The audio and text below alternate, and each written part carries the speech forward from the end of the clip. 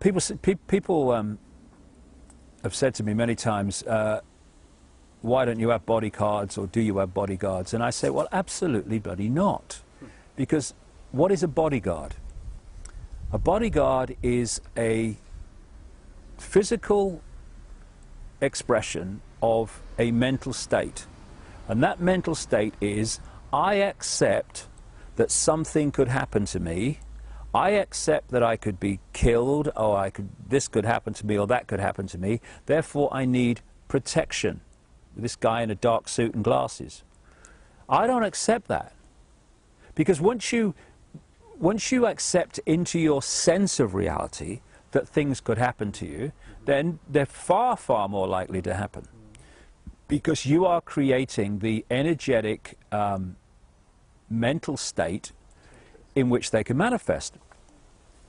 I don't accept that that can happen to me, and if it can't happen to me, I don't need bloody bodyguards, thank you very much.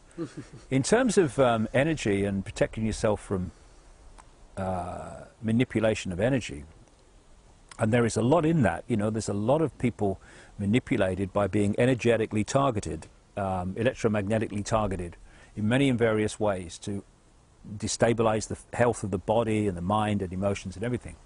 And I've experienced that over the years. But if I keep my heart open and I go on doing what I know to be right, as opposed to what I think is right for me in the moment, but what is the right thing to do in this time. Okay, this might have unpleasant consequences for me, but it's the right thing to do. If you do that, all these mental and emotional states are manifestations of vibrational states. The more fear you're in, the slower your energy vibrates, so it becomes denser. And when you keep your mind open, you keep your heart open, and you do what you know to be right, that manifests as a vibrational state, quite a high vibrational state, quick. Now, if I'm vibrating faster because of that, and I'm not saying me, I'm saying anybody, than the control system, which is based on slow density, which is why they're trying to pull humanity all the time into fear and stress and worry and depression, because that pulls you into their density. But if I'm vibrating quickly, because, or anyone is, because of their state of being, then the control system cannot energetically, vibrationally connect to me.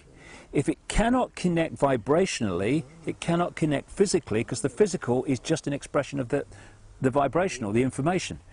So I'm not saying a lot of people go through this energetic protection and my aura and all that stuff, and you know, good luck to them. Yeah, everyone makes a choice. Good luck to them. I respect it. But if you in any way become obsessed with protection, what you're saying is, I accept something can happen to me. In which case, you're creating an energetic environment in which it could well happen to you. I don't accept that. So I don't protect myself. Why? Because I don't need protecting. Wow, that's incredible. So you're virtually like invisible for them. Well, they can see me, but vibrationally invisible. In the sense that they can't lock into, if they can't lock into you vibrationally, they can't lock into you physically.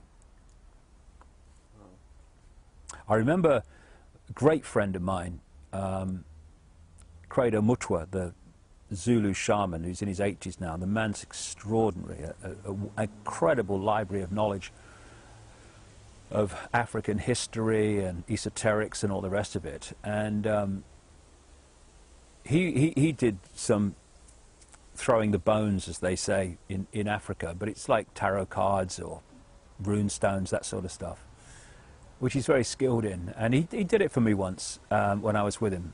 I'm going to see him again soon. And he said, you know, they've tried to kill you many times. He said, but they can't do it. And I thought, oh, that's interesting.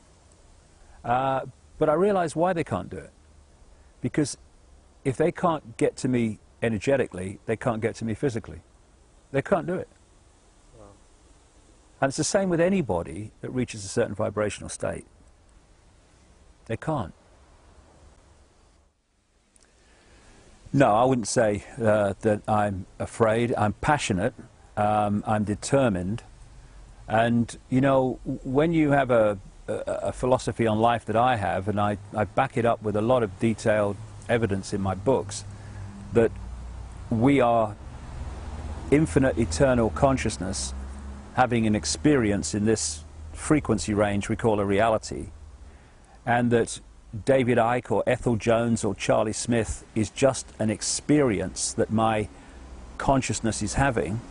It's not me, it's an experience I'm having, which is why when people have near-death experiences, they have the experience of leaving the body, but they're still totally in their awareness, in fact far more in their awareness than they are in the body.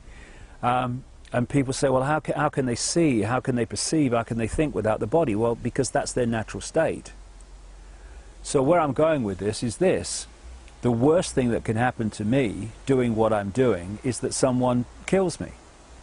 What that means is my infinite consciousness leaves this vehicle. You know, just like a spaceman gets out of the spacesuit.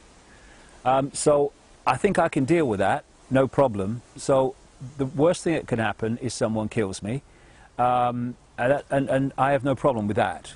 The problem I have with that only is this: they're not going to do it before I've done what I've come to do. Simple as that. End of story.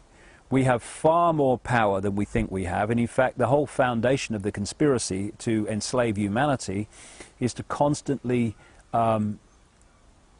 persuade, encourage, manipulate humanity to think it has no power, to think it's just little me, I've got no power, Joe Public, what can I do? Well, actually we can change anything we like, because we're amazing expressions of the one consciousness that in all its many and various infinite forms is what we all are. So I don't fear these people. I think they're pathetic. I think they are frightened in so many ways, and terrified and immensely insecure, because secure people do not want power over others. Insecure people want power over others. Secure people do not want to control events all the time. They're quite happy to flow with the way life goes. These people are so insecure for many and various reasons, which would take a lot of time to explain, and therefore they want to control everything.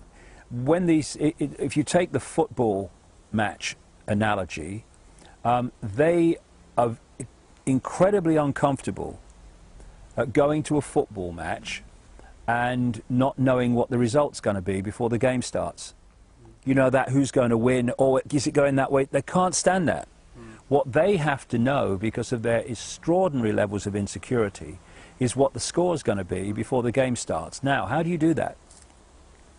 You can't do it by controlling one side, because you influence the game, but you don't decide the game, because there's an unknown force, which is the other side.